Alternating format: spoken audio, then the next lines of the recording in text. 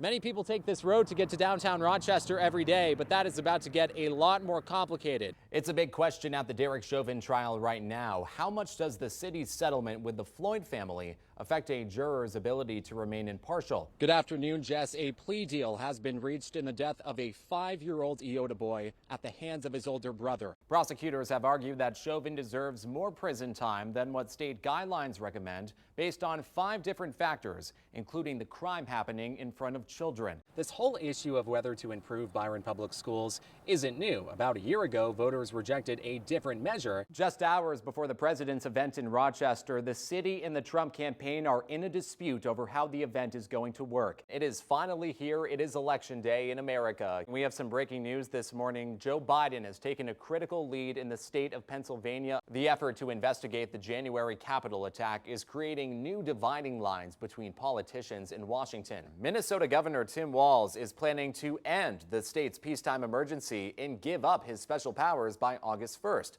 but Republicans want them to end sooner. Good morning, I'm Byron Tollefson. Minnesota is jumping ahead in the vaccine rollout. Weeks ahead of schedule, the state is expanding eligibility to the next 2 priority groups starting tomorrow. Here's the governor with more details. Good morning, everyone. According to the Minnesota Department of Health, 2.8 million people in the state have now completed the vaccine series. But could you need a booster? And if so, when? The $18.4 million construction project clearly impacting this business right behind me, Lakeside Dentistry, with construction going on right in front of their doors. If you are planning to travel over the long weekend, you're not alone. According to AAA, this will be the second busiest July 4th travel weekend ever. Things are getting back to normal at the happiest place on earth. Love to see it. Starting next month and just in time for the 4th of July, the skies above Disney theme parks will light up with color once again. After months of negotiations, a major step forward on the infrastructure bill. The Vikings have another major need they could fill on day one. We're talking about Minnesota getting some help with the pass rush. Byron Tollefson has been listening to all the debate and joins us with the breaking details. Good afternoon, Byron. Good afternoon, Jess. About 30 minutes ago, the board voted to reinstate football. We'll be back at noon. Thank you for watching. Have a great day.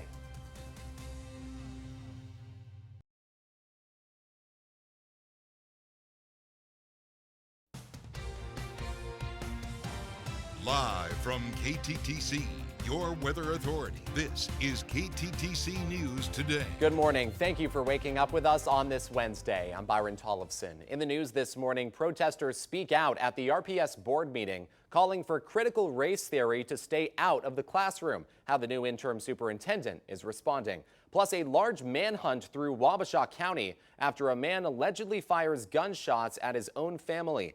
And it's known as one of Rochester's most historic and unique attractions. An update on the restoration of the Ear of Corn Water Tower.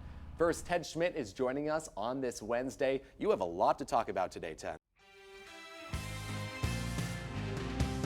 With Rochester Public Schools, a group of demonstrators are protesting the current agenda for the upcoming school year. At the RPS board meeting Tuesday night, protesters claim the district is teaching critical race theory and said schools should get back to the basics in terms of educating students. Some of their vehicles contained Confederate and Nazi imagery. The district's interim superintendent, Kent Pickel, says Rochester Public Schools is not teaching critical race theory. Demonstrators want to give parents more control over their children's education. Another grievance, the fact that kids younger than 12 still need to wear a mask at school because they are ineligible to get vaccinated.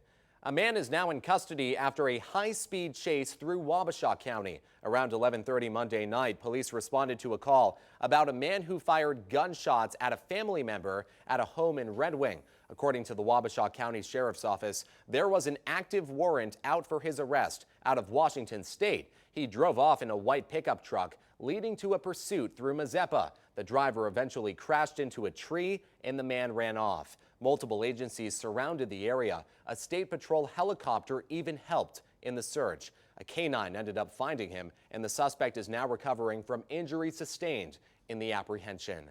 Judge Peter Cahill will not change his wording in the sentencing of Derek Chauvin. Last week, Attorney General Keith Ellison asked the judge to remove suggestions from the sentencing order that the children and teens who witnessed George Floyd's death were not traumatized. Judge Cahill said the 4 girls may have been traumatized, but the state failed to objectively prove it.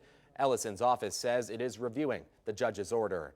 How safe are downtown Rochester streets, especially at night? After a fatal shooting downtown last month, a local group of volunteers is working with the police department to address this issue. Carly Petrus spoke with the Community Engagement Response Team to find out whether their efforts are making a difference. The team is constantly growing and looking for volunteers. We have more information on how to join on our website, KTTC.com.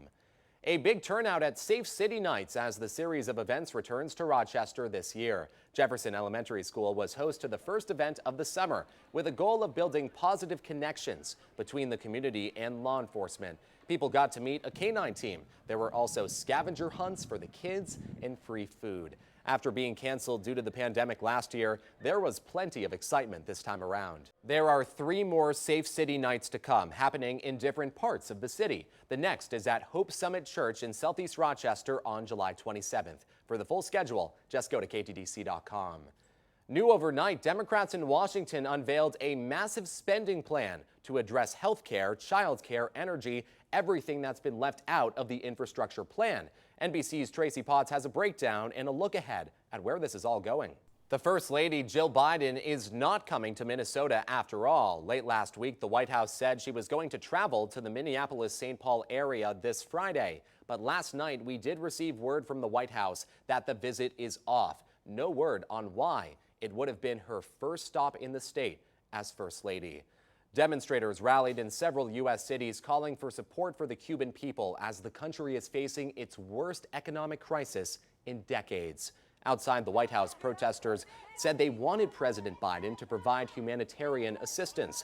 Cubans are facing food and medicine shortages and have struggled to get basic supplies. In South Florida, demonstrators shut down a section of a major Miami-Dade highway Tuesday afternoon. They marched on the freeway in solidarity with the Cubans who took to the streets in cities throughout the island nation over the weekend.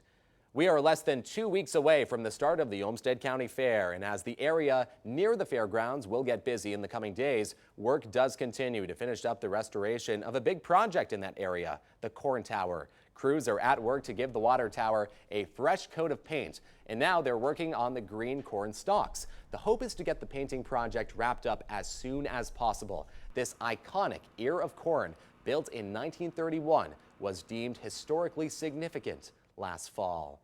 Big changes are coming to the Minnesota Wild. Some longtime faces are saying goodbye to the red and green.